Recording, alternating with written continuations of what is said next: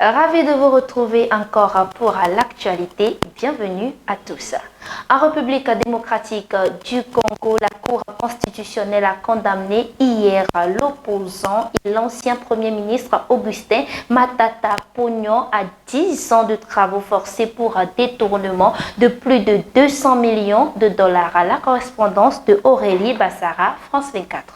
A été prononcé en l'absence de Matata Ponyo et de ses avocats. Ils avaient choisi de ne plus se présenter devant les juges, ne reconnaissant pas la compétence de la Cour constitutionnelle à juger un ancien Premier ministre. Alors Matata Ponyo est condamné à 10 ans de travaux forcés, 5 ans d'inéligibilité et la confiscation de ses biens. La Cour l'a déclaré coupable de détournement de fonds publics dans l'affaire du parc agro-industriel Boukangalonzo. Elle a estimé que sur les 279 millions de dollars décaissés par le Trésor public pour ce projet, eh bien plus de 200 millions ont été détournés. La défense dénonce un procès politique. La décision, pour autant qu'elle soit une décision qui nous déçoit, mais elle ne nous effraie pas et puis elle ne nous contrarie pas parce que nous savions, d'ailleurs nous nous disions que Matata va écoper de plus de 20 ans. Les décors étaient plantés pour une décision de justice déconnectée de la vérité. Maintenant, quelle est l'image que nous donnons au monde par rapport à notre justice? La décision est une décision qui invalide l'espoir de la construction d'un état de droit dans notre pays. C'est une décision inique qui est déconnectée de la vérité du procès, une fabrication de chiffres, une fabrication de faits, mais qui ne sont pas mariés au droit. Matata Ponyo, qui siège à l'Assemblée nationale comme député, avait dénoncé une violation de ses immunités parlementaires. Mais ces immunités ne sont pas synonymes d'impunité. Alors ce sont les mots du président de la Cour à la lecture du verdict qui a affirmé que les poursuites contre Matata Ponyo ont été engagées avant son élection et que donc, selon la Cour, le verdict pouvait être rendu. Également au Tchad, condamnation de M. Success Masra, ancien Premier ministre, auditionné par la police judiciaire de N'Djamena pour avoir provoqué le massacre de 42 éleveurs par des cultivateurs de sa région natale la semaine dernière. Reportage France 24. Les transformateurs, le parti créé et dirigé par Success Masra, ont multiplié les sorties pour dénoncer une procédure judiciaire qu'ils qualifient de biaisée depuis l'arrestation de leur leader en fin de semaine dernière.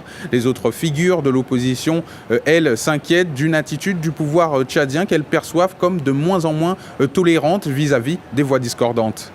C'est là vraiment un projet politique où le pouvoir cherche à porter l'estocade à Masra Success de façon à l'effacer définitivement de la scène politique. Et pareillement, ils vont utiliser les mêmes choses contre tous les autres opposants. Donc il n'y a ni plus ni moins, c'est ça.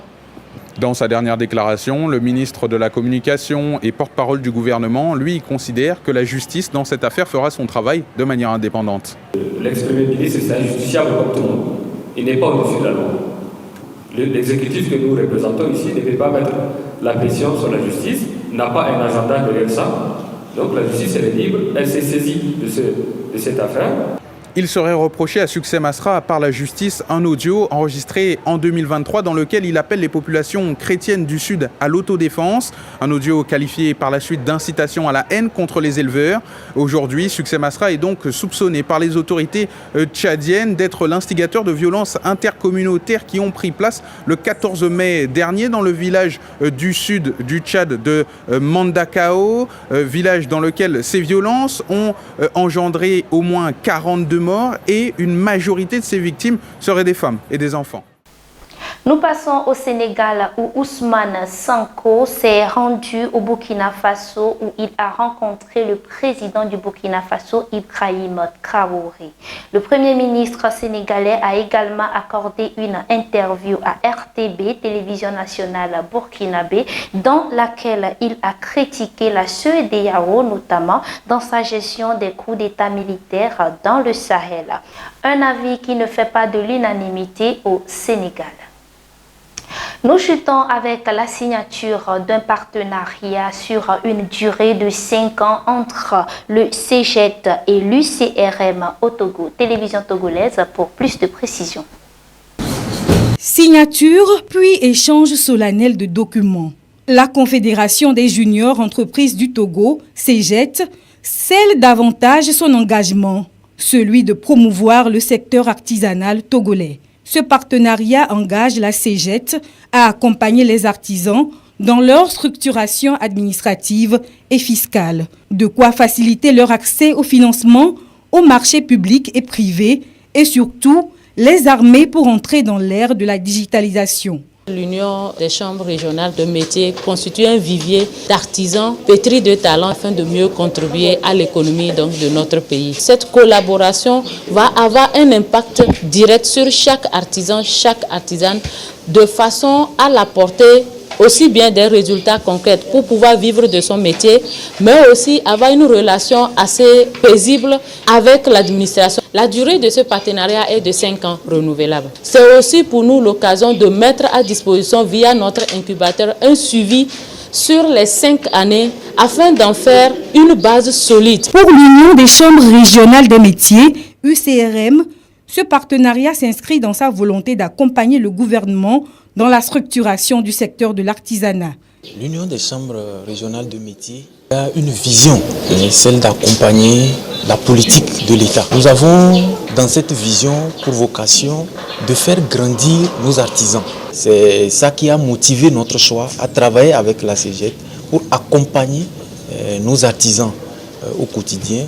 La Confédération des juniors entreprises du Togo, CEGET, est une association qui fédère les entreprises et coopératives de moins de 10 ans d'existence. À travers des partenariats, elle confirme sa volonté d'impacter durablement l'écosystème entrepreneurial togolais, en particulier dans le secteur artisanal. Merci de nous prêter toujours une oreille attentive sur Perfect TV et bonne suite de nos éditions. À toutes.